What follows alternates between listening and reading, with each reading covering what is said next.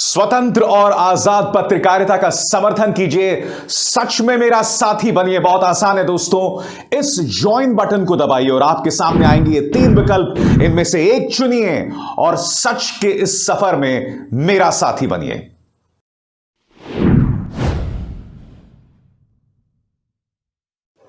नमस्कार दोस्तों, मेरे इस मंच पर मैं अभिसार शर्मा आपका स्वागत करता हूं। इस वक्त जब मैं आपसे बात कर रहा हूं, उत्तर प्रदेश के पहले चरण का मतदान हो रहा है और इस मौके पर मैं कहना चाहूंगा दोस्तों, यह मुकाबला बराबरी का नहीं है। कल रात 8 बजे से भारतीय जनता पार्टी चुनाव आचार संहिता की धज्जियां उड़ा रही है। जैसे कि आप जानते हैं, इस तस्वीर में आप देख सकते हैं प्रधानमंत्री नरेंद्र मोदी ने कल ANI को इंटरव्यू दिया और यह इंटरव्यू नहीं था, यह एक तरह से वर्चुअल चुनावी रैली थी। चुनाव आयोग अब तक सोया हुआ है। मैं चाहूंगा तमाम सोशल मीडिया हैंडल्स पर आप चुनाव आयोग को घेर कर पूछें कि आप खामोश क्यों हैं। मगर आज मैं आपके सामने ये जो कार्यक्रम कर रहा हूं ना, इसका मकसद बहुत दिलचस्प है। इस वक्त वोट डाले जा रहे हैं, इसलिए मैं आपको दिखलाना चाहूंगा कि इस चुनाव में जो अलग अलग दावेदार हैं वो जनता से कैसे अपील कर रहे हैं। उससे आपको पता चल जाएगा कि कौन जनता को भड़का रहा है, कौन जनता से वोट देने के लिए अपील कर रहा है, कौन सकारात्मक अपील कर रहा है, कौन नकारात्मक अपील कर रहा है और कौन खुद डरा हुआ है। सबसे पहले दोस्तों, मैं आप किसको लेकर चलना चाहूंगा अखिलेश यादव की इस अपील की तरफ। अखिलेश यादव क्या कह रहे हैं, पढ़ के सुनाना चाहता हूं। न्यू उत्तर प्रदेश का नया नारा, विकास ही विचारधारा बने। अखिलेश यादव एक अरसे से दोस्तों, आपको पता है, तमाम छोटी छोटी जातियों को सहेज रहे हैं, तमाम छोटी छोटी जातियों को अपने में मिलाने का प्रयास कर रहे हैं। वो कोशिश करते तो उन्हें कोई नहीं रोक सकता था अगर वो जातीय स्तर पर यहां अपील कर दें, मगर उन्होंने जो यहां अपील की है उसका मकसद क्या है मैं आपको बताता हूं। उन्होंने जो अपील की है उसका मकसद है कि विकास ही विचारधारा है। अब मुख्यमंत्री आदित्यनाथ वो क्या अपील कर रहे हैं मैं आपको बतलाऊंगा दोस्तों। उन्होंने उत्तर प्रदेश की जनता से कहा है कि अगर भारतीय जनता पार्टी सत्ता में नहीं आई तो उत्तर प्रदेश, बंगाल, केरल और कश्मीर बन जाएगा। 3 राज्यों की बात कर रहे हैं यहां पर मुख्यमंत्री आदित्यनाथ। सबसे पहले केरल की बात कर लेते हैं। केरल साक्षरता के मामले में, एजुकेशन के मामले में देश में नंबर 1 राज्य है, तो आप केरल को क्यों बदनाम कर रहे हैं। फिर कहते हैं बंगाल ना बन जाओ। क्या आप जानते हैं कि कोलकाता जैसा शहर महिलाओं के लिए सबसे ज्यादा सुरक्षित माना जाता है। वहां पर अमूमन महिलाओं के खिलाफ अपराध नहीं होते, अपराध के मामले में सबसे कम माना जाएगा उसे। और तीसरा कश्मीर।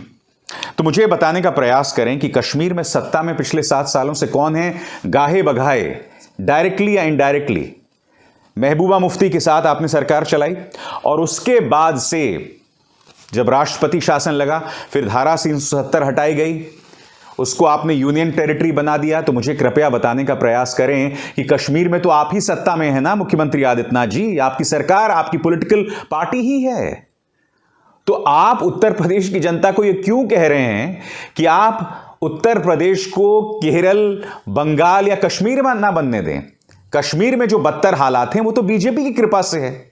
नंबर 1, खुद जो पूर्व राज्यपाल हैं कश्मीर के, सत्यपाल मलिक ने कहा है अपने बयान में कि जब तक मैं राज्यपाल था राजधानी तक कोई आतंकवादी नहीं पहुंचता था। अब एक बार फिर कश्मीर से लोगों का पलायन शुरू हो गया है, क्योंकि निजाम तो वहां पे बीजेपी का ही है, बीजेपी सरकार का है।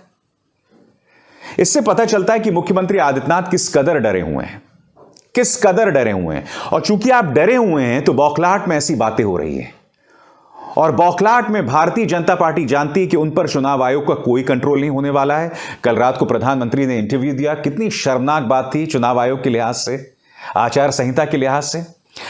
अब मैं चाहूंगा, आपने मुख्यमंत्री आदित्यनाथ का बयान सुना, उनकी अपील सुनी, अब सुनिए क्या कह रहे हैं रालोद के जयंत चौधरी। नमस्कार, आज लोकतंत्र के उत्सव का दिन है। आप सभी से निवेदन है कि आप अपने घरों से बाहर निकलें और अपने मत का उपयोग करते हुए अपने हित की सरकार चुनें। अपने आसपास के लोगों को भी वोट देने के लिए आप प्रेरित करें। वोट देने से पहले एक बार बीते 5 सालों को याद करें।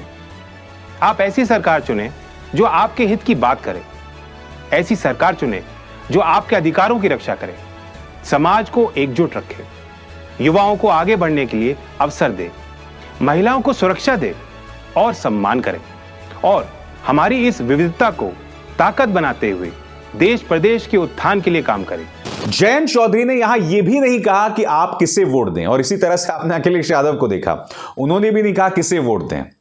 जयंत चौधरी तो यहां पर कह रहे हैं कि भाई जो सरकार आपको लगता है सुरक्षा आपको सब प्रदान अच्छी से कर सके, युवाओं की रोजगार प्रदान कर सके, उसे आप वोट दें। साफ तौर पर यहां पर दिखाई दे रहा है, इसके अलावा कुछ नहीं।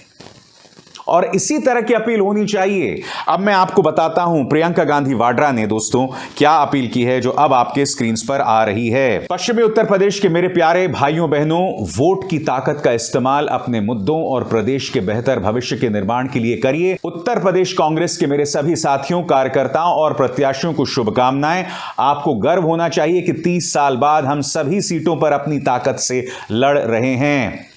कर्मण्येवाधिकारस्ते मा फलेषु कदाचन। यहां पर प्रियंका गांधी वाड्रा सिर्फ इतनी बात कह रही हैं कि मुझे खुशी है कि हम लड़ रहे हैं।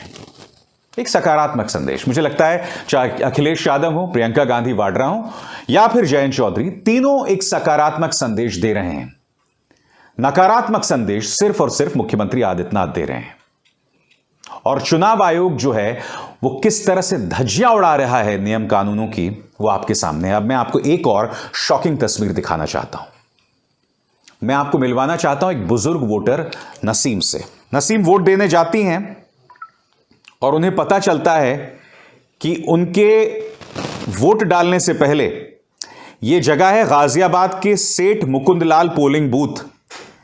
71 साल की नसीम वहां वोट डालने जाती हैं। उन्हें पता चलता है कि पोस्टल बैलेट से पहले ही कोई उनका वोट डाल गया। अभी कुछ दिनों पहले समाजवादी पार्टी ने लगातार शिकायत की है कि किस तरह से कई पुलिसकर्मी जो हैं वो भाजपा के एजेंट्स की तरह काम कर रहे हैं।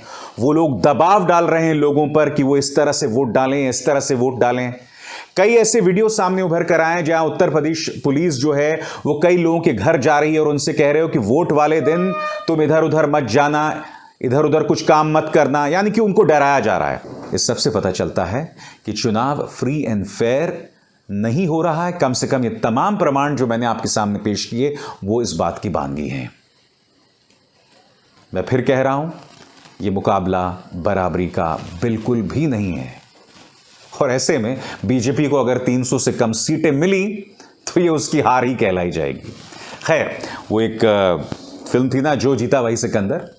जो भी जीता सिकंदर वही कहलाया जाएगा। और तब भी मैं कह रहा हूं, इन तमाम चीजों के बावजूद भी बीजेपी अगर जीतती है नियम कानूनों की धज्जियां उड़ाकर, तब भी जनता का फैसला सराखों पर। नमस्कार।